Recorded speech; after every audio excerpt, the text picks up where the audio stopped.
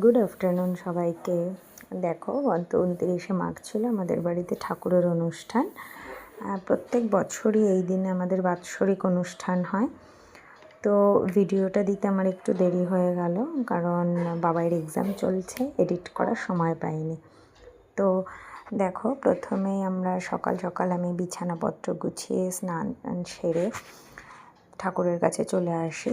তো তারপর ঠাকুরের সিংহাসন গুছিয়ে প্রায় একটু বেলার দিকে আমরা 11:30 পৌনে 12টা নাগাদ ভোগ লাগিয়ে দিই।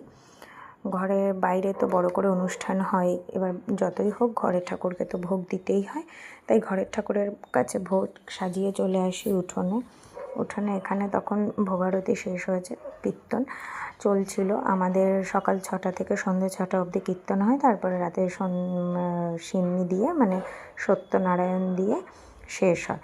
তো এখানে ভোগ শেষ হয়ে যাওয়ার পর আমার বাবাই ভোগের থালা মাথায় করে ঘরে নিয়ে যায়, কারণ আমাদের এই বাড়ির নিয়ম আছে যে ছেলেরা বা শ্বশুররাই নিয়মটা পালন করে। এবার থেকে নাতিরাও করলেই প্রথম আমার বাবাই ভোগের থালা ঘরে নিয়ে আসলো।